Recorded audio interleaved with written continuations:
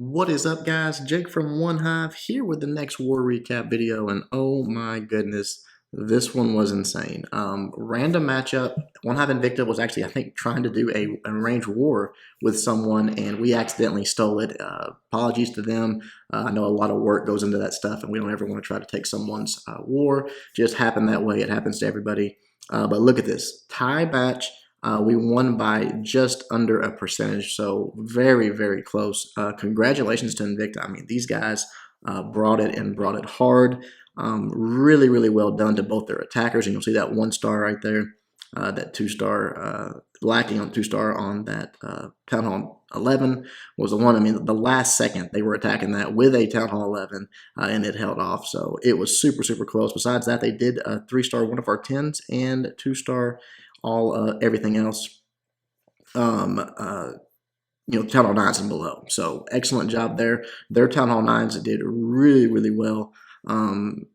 Just absolutely wonderful bases. Tip of the hat to their base designers. Really good bases. That being said, our Town Hall 9s, this was, and I'm not blaming anything on our Town Hall 9s. When we win as a team, we lose as a team, we do bad as a team, we do great as a team. But one of the worst performances that I recall, honestly, for a OneHive squad.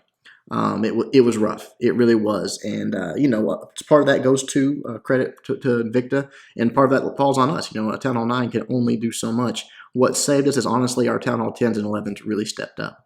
You'll see we did have one 11 that we just 1-starred as well, but we had more 3-stars on their Town Hall 10s, and we'll look at some of those. But look at that.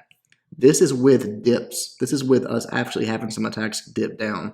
Still had 2 Town Hall 9s left on the board. Insane, unheard of for OneHive. So really, it's a bit embarrassing.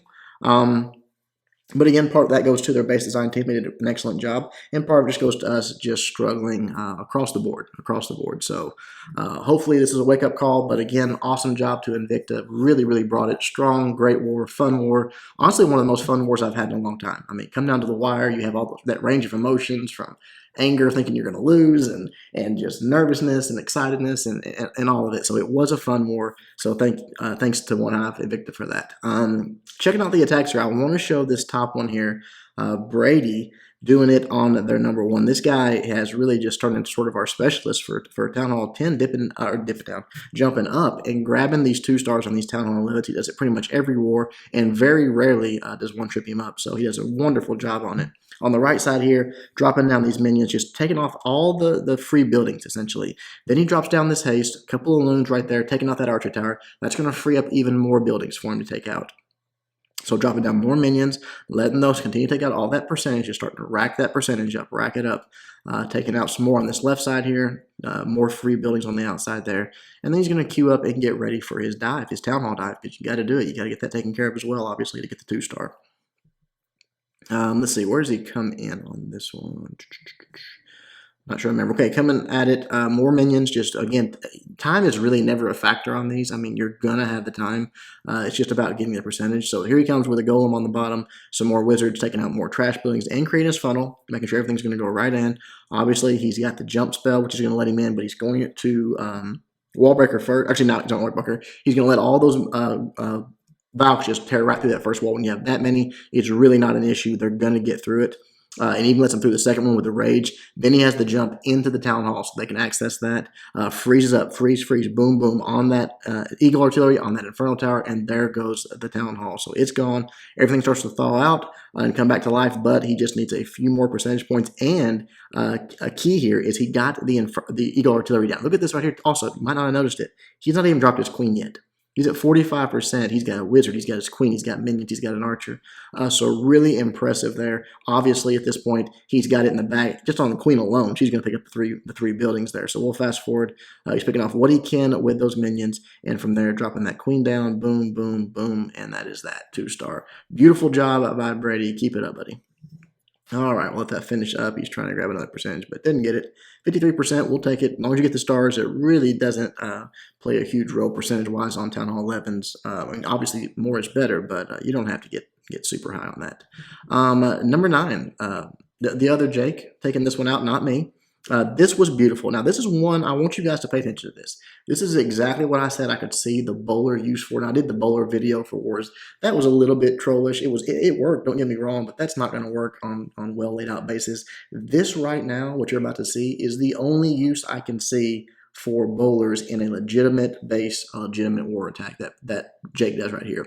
He's clearing out this trash out of the way. And you see that air defense at, what is that, 9 o'clock basically, is not reachable for their queen walk. You cannot reach it for that. But the bowler can reach it. And as he clears this trash out of the way, he takes out the trash in the way that then drops one bowler, and he's going to get this air defense for it. Nothing can hit this bowler except for that splash damage. Obviously, it's going to take too long, and he just keeps bouncing those rocks in there. One bowler for a swap for an 8 air defense on a Town Hall 10 base every time. Insane. Beautiful spotting that. I mean, that's something you've got to study a base to pick out. So really well done there. From there, he's just going to start in with his kill squad, dropping his Valks in, dropping that jump spell. Everything going right towards this little court area with the Town Hall. Look at all these Teslas popping. He's got an air defense in there. He's got the Inferno Tower, the Town Hall. All of that's going to go down to this kill squad as he rages them up right there. Pops that King's ability. Just absolutely perfect. You see that one balloon working its way through there and doing so much work. So that was really nice. And right there, the Inferno Tower finally goes down just before the King does. The Queen walks, which is fine. She's just going to get some extra stuff on the outside here. And now he can start in with his air attack. He's got 2 ADs down. He's got an Inferno Tower down. The CC troops are down. The Queen's down. Everything that he needs. He can just start hasting these balloons in, dropping those lava hounds around the base. You see the Queen again still doing work over here. She's going to go down pretty quick here in just a moment, but good value for her. And then that last lava hound here in just a minute. He's got the freeze still and the rage.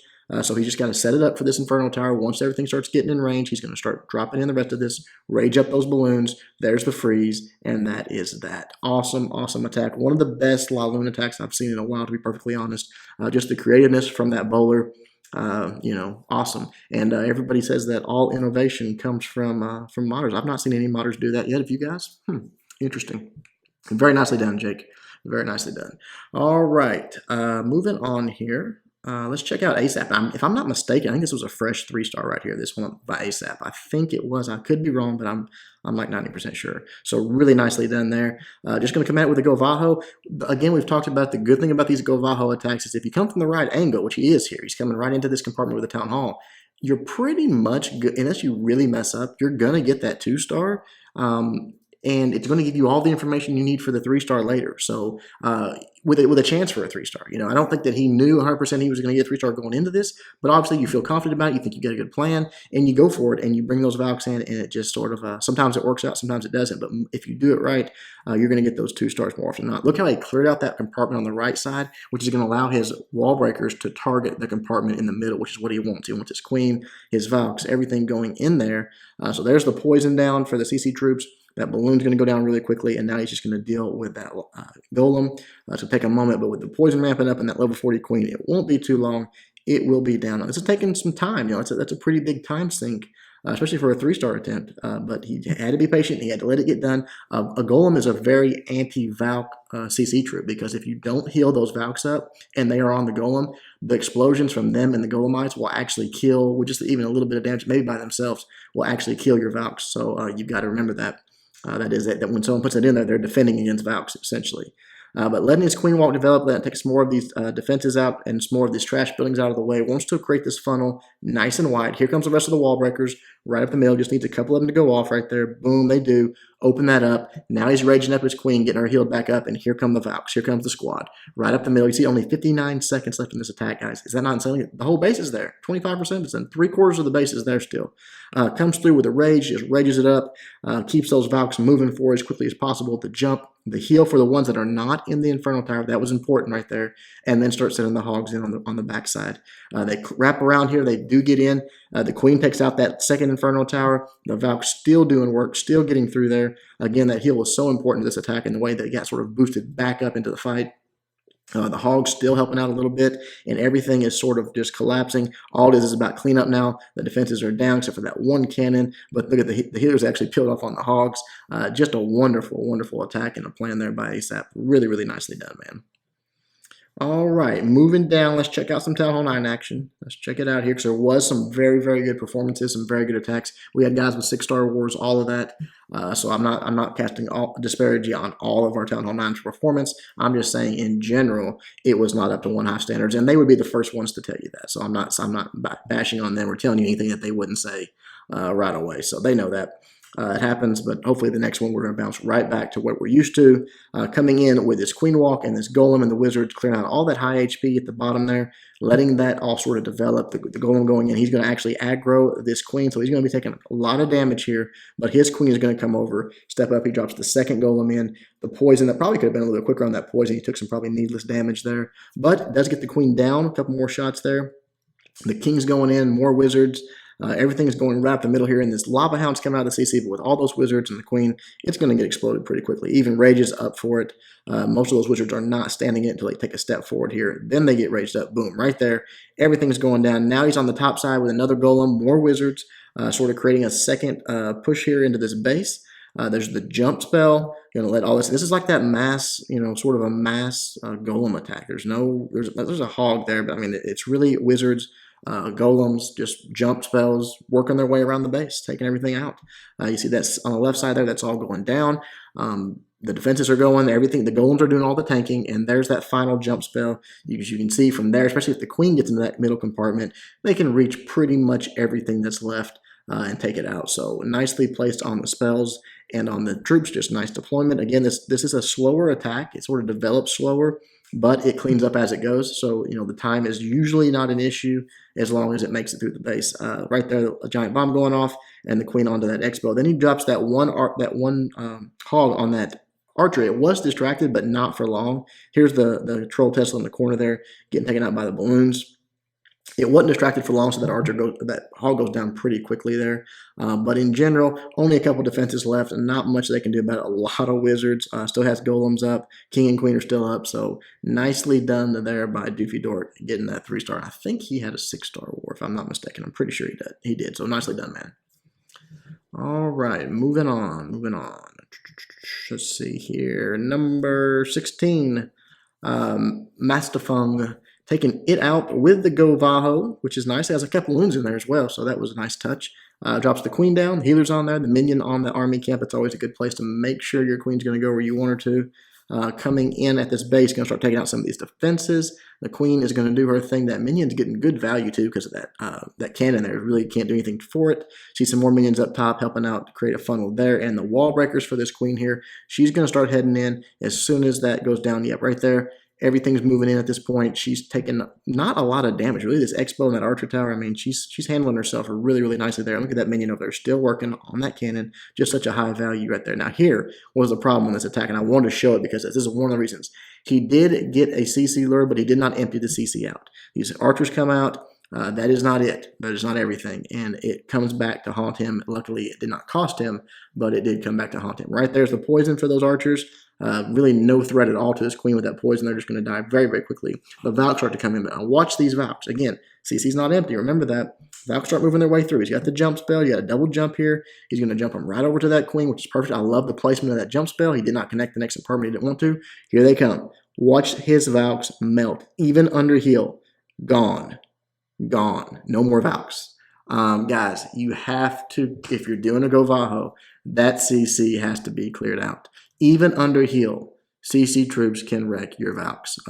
It's just got to happen. You got whatever you got to do. You got to plan for it. He had some hogs he could have dropped there, done something to finish that lure, but it did end up not costing him. The King got the job done. It took out the rest of the CC troops, took out that Queen. Now he can send in the hogs and the balloons. Everything's looking good. We'll fast forward a little bit here. His Queen's still up. She's full health, got healers on her still, so just a matter of getting through some walls for her. But these balloons did so much work and help those hogs. That was the last few defenses. Still has his Queen's ability, pops it, and that is that. That's a beautiful 3-star by Master Fung, just with that one little mistake, but I thought it was worth showing because it is a lesson to everybody how quickly those Valks can go down these days if you don't take care of the CC troops. All right, one more. One more for you guys. Bomber. Doing it with just an old school Aloon. I love it. They're still effective on the right bases, so I like showing them when they happen. You see he's coming at this one with the jump, the rage, and a bunch of haste spells. So he's got a golem in the CC. He's going to start off on the left side here. In just a moment, he'll drop it down. He's dropping some minions first to take out some of these trash buildings, create his funnel, make sure it's nice and wide. Doesn't have to worry about his golem or his king or queen going for a walk. They're all going to go in where he wants them to here. There's the golem going down. Queen right behind it. She's going to take out some of this trash and then get onto that mortar and to that cannon. Good timing on that. The minions have pretty much cleared out all those corner pieces that he wanted to, so he knows everything's going to go in. Here comes the CC troops, the jump. He does have the poison for the CC right there, money, and it is a witch. It's going to lag back, so he goes ahead. Actually, I think he doesn't got the second one here. Maybe he does. I can't remember. Rages everything, or excuse me, pops the king's ability. Doesn't rage. Yeah, the second poison right there on the heroes, which was a nice usage there. Uses that king's ability. Everything starts moving through. Going into the core here. The one air defense already down. And if the queen gets far enough into this base, she has access to a second one in that compartment. But it's a pretty tall order. The town hall's in front of her. The CC's right there. A lot of HP. And really, he doesn't need her to. She's going to pop her ability there.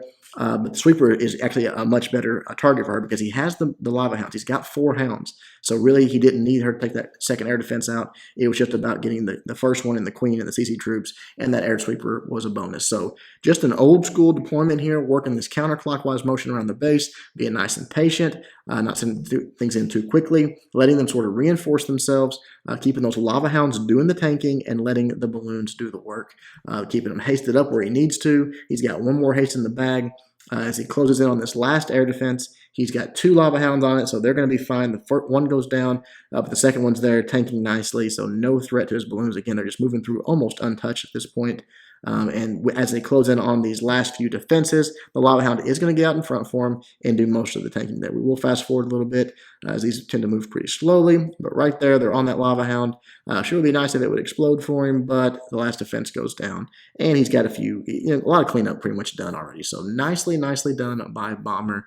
And everybody at OneHive, we was very close. We were way behind, to be perfectly honest. We were behind on this in this war, and we had to sort of stick with it and maximize every star because we're so far behind. So good job to the war generals and everybody doing that and getting those maximum stars and getting us a chance at least for the win. Invicta had a chance as well. It was just anybody's game down to the last second. So awesome job to Invicta.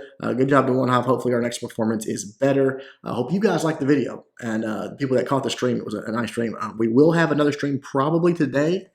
Because we are in another tough war against, it was not a range war, just a tough one. In fact, I'll just show you where we're at on that, because it's going to be interesting. You see, they're tied up on attacks. I mean, this is going to come down to the wire.